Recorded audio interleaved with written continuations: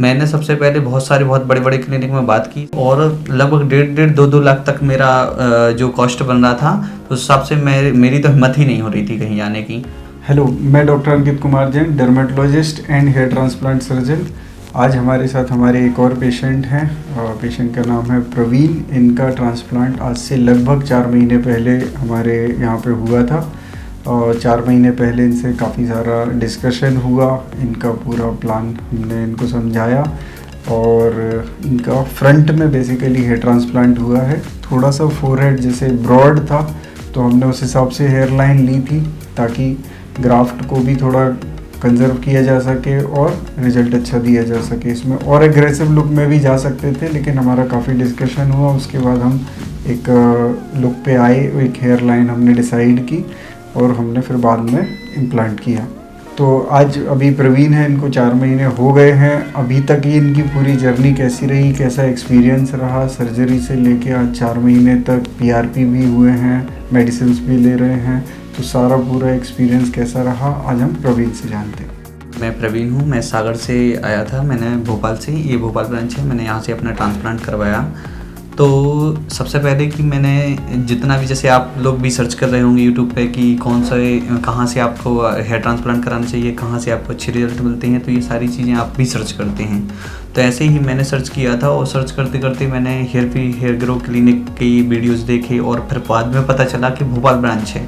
तो मैंने भी सर्च किया और मुझे रिजल्ट देखने मिले और बहुत सारे वीडियो मिले। आप भी सर्च करिएगा, आपको मिल जाएंगे सारे ही। मैं भी अपने वीडियो बनाता हूँ, मैंने भी अपनी सारी जर्नी शेयर की है। तो क्या है कि आज जो हम वीडियो बना पा रहे हैं सर से, तो लगभग 4 महीने हो चुके हैं, तो उसके सारे वीडियोस मैंने भी डाल के रखे हैं। तो इस हिसाब से क्या है कि आज मैं आया था, मेरी 3rd PRP थी और तीसरी PRP में मैंने सोचा कि सर से ये डिस्कशन करूं और सर ने बोला कि चलो ठीक है, अपन हमारा जो रिजल्ट अभी आना स्टार्ट हो गया है तो उसको आप लोगों को शेयर करें और आप लोग भी मतलब इस चीज़ को बिल्कुल दिमाग से निकाल दें कि अच्छा या बुरा क्लिनिक।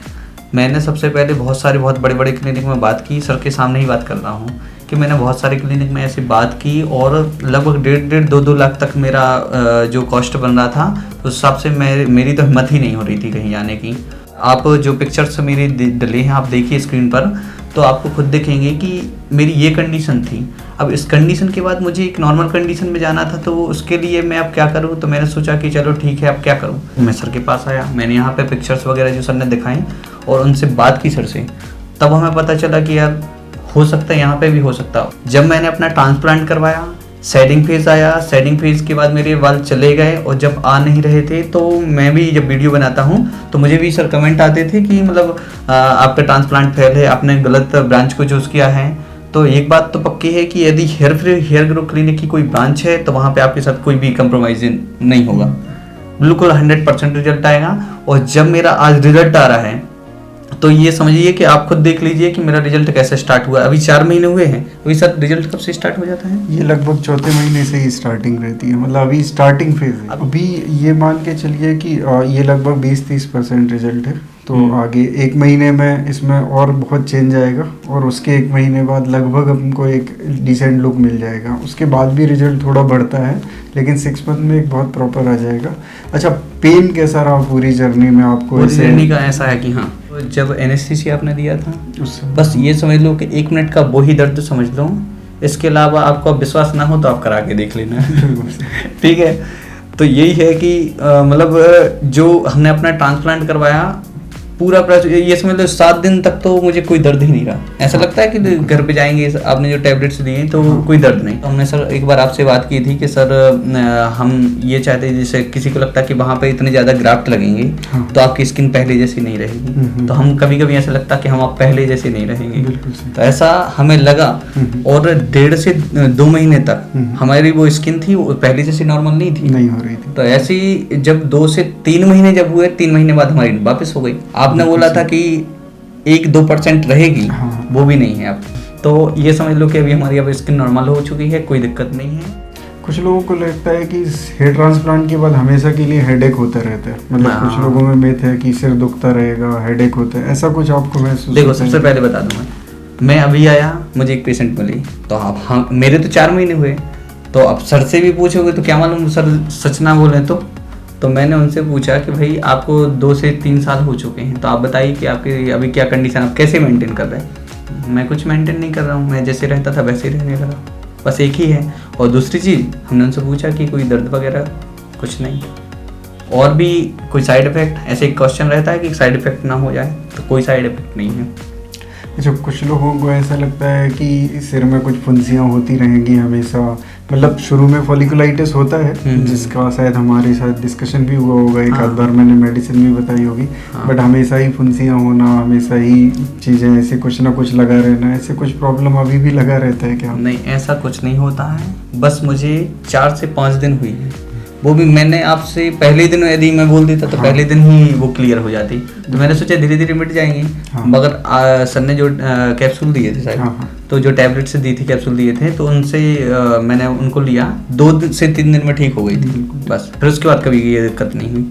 अच्छा, और लोगों का एक अप्रहेंशन होता है कि जैसे हेयर ट्रांसप्लांट थोड़ा कॉस्टली प्रोसीजर है, तो इसमें लोगों को ये रहता है कि कितना कॉस्ट कहाँ देना चाहिए, है ना। तो आपका क्या एक इवैल्यूएशन था कि आपने किस बेसिस पे क्लिनिक चूज, जैसे हमारा मैं बता देता हूँ, हम लोग ये प्रेफर करते हैं, कोई भी पेशेंट अगर कहीं सर्जरी करा रहा है तो सबसे पहले उसको डॉक्टर चूज करना है तो वो डॉक्टर क्वालिफाइड हो, है ना।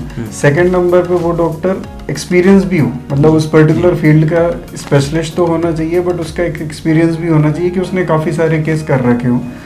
तीसरा, वो एक ऐसे क्लिनिक में कर रहा हो जो प्रॉपर रजिस्टर्ड क्लिनिक हो, ऐसा नहीं कि कोई सैलून में स्पा में चल रहा है वहाँ पे आप बोल रहे हो कि यहाँ ट्रांसप्लांट कर देते हैं, मतलब एक प्रॉपर हाइजीनिक, एक प्रॉपर स्टरलाइज क्लिनिक हो जहाँ पे आप ऑपरेटिव चीज़ें कर सकते हो, ठीक है। और बाकी फिर एक कॉस्ट इफेक्टिव भी देखना जरूरी है, क्योंकि कॉस्ट में भी कई बार होता है, अगर आप सिमिलर रिजल्ट, बहुत महंगा कोई क्लिनिक चार्ज कर रहा है और सिमिलर रिजल्ट हम कंपैरेटिवली अफोर्डेबल रेट में कर रहे हैं, तो अगर आपको रिजल्ट सेम दिख रहे हैं, डॉक्टर का एक्सपीरियंस भी अच्छा दिख रहा है, आपको क्लिनिक भी सही दिख रहा है, तो आप थोड़ा सा अफोर्डेबल पे जा सकते हो। तो ये सारी चीज़ें हम लोग जनरली प्रेफर करते हैं, तो हम लोग वही देने की कोशिश कर रहे हैं हेयर फ्री हेयर ग्रो में। आपने लगभग क्या रखा था आपका चूज करने का? सबसे पहली बात तो जब मैं यहाँ पे आया तो पहले तो मुझे पता था कि डॉक्टर किसी के साथ नहीं होते, और यहाँ पर आने के बाद मुझे पहली बार फील हुआ कि डॉक्टर साथ में रहते हैं, ये भी साथ में हैं, और इनकी जो मेन ब्रांच है वहाँ से भी कॉल आए, वहाँ से भी हमारी बात हुई, तो मुझे कभी भी ऐसा नहीं लगा कि यहाँ पर कोई मार्केटिंग हो रही है। सबसे पहली बात क्लियर हो जाए। और मैं आज खुल के इसलिए बोल रहा हूँ क्योंकि मेरा रिजल्ट आना स्टार्ट हो गया है, कोई दिक्कत नहीं है मुझे। मैंने अपना ट्रांसप्लांट करवाया सर, तो ना ही हमने, जहाँ मेरी जो लिमिट थी, मैं जहाँ तक पे कर सकता था, तो वहाँ तक का मुझे बेस्ट सजेशन दिया गया कि आप इतना एरिया करवाइए, इतने में आपकी अच्छे क्वालिटी दिखेगी, आपकी अच्छी हेयर स्टाइल दिखेगी। तो ये चीज़ बिल्कुल की कि जिसमें आप भी अपना पे कर सको, कितना आपके हिसाब से एफोर्ड कर सकें हम, तो वो भी हो गया। और मैं जब भी कॉल करता हूँ यहाँ पे तो डेली सर्जरी होती है सर कोई, बिल्कुल। तो आप बिल्कुल ये भी मत सोचिए कि सर को कभी कभी मिल जाता है काम, डेली काम चलता है, डेली वीडियोज बनते हैं, डेली सर्जरी चल रही है, बस ये है कि उनको वीडियो डालने का टाइम नहीं मिलता कभी कभी, ऐसा ही होता है।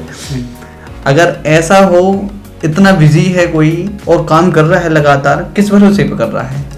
मैं यहाँ पे आपको बुलाने के लिए नहीं बोल रहा हूँ, मैं बस ये बोल रहा हूँ कि यदि आप एमबी से हैं, आसपास से हैं, तो बिल्कुल टेंशन फ्री होके आ सकते हैं। और इसके अलावा जैसे डॉक्टर का है, तो मैंने ये यहाँ पे ये भी क्लियर किया कि यहाँ पे वो तो टेक्नीशियन तो नहीं करते, बिल्कुल क्वालिफाइड हैं, कुछ कहने की ज़रूरत नहीं है, अच्छा काम चल रहा है, कोई दिक्कत नहीं है यहाँ पे। और इसके अलावा यहाँ के रिजल्ट वगैरह आप देखिए, और जो लोग यहाँ पे ट्रांसप्लांट कराते हैं, एक बार आप आइए यहाँ पे देख लीजिए, और आपको यदि कुछ ऐसा लगता है तो जरूर जो स्क्रीन पर नंबर है, उस नंबर पे आप मैसेज करिए और आप अपनी पिक शेयर करिए, और उसके हिसाब से आप लोग देख लीजिए। और नहीं आपको यहाँ के रिजल्ट देखना है तो चैनल पर तो जाके देख ही सकते हैं। इसके अलावा करंट की पिक मंगानी हो, कोई भी ऐसी जो लोग शेयर कर सकें, जो अपनी शेयर करना चाहते हैं, तो यहाँ से आप ले सकते हैं। इसके अलावा आप सामने आके यदि एक बार बात कर लो तो वो ज्यादा बेहतर होता है, सामने एवेलुएट कराना। जब तक हम सामने नहीं आए थे तब तक हमारे अंदर कई क्वेश्चन थे, हमने सर से आधे घंटे बात की है, बिल्कुल, और आधे घंटे बात करने के बाद ही क्लियर हुआ कि मुझे यहाँ से ट्रांसप्लांट करवाना है।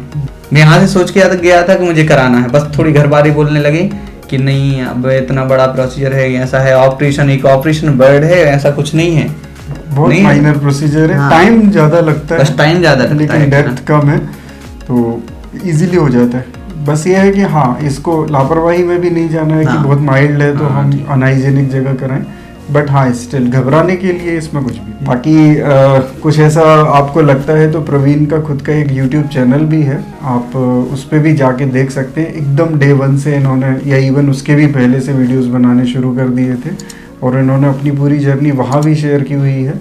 तो आपको लगे तो ज़रूर इनको भी हेल्प करें, इनके चैनल को लाइक और शेयर करें।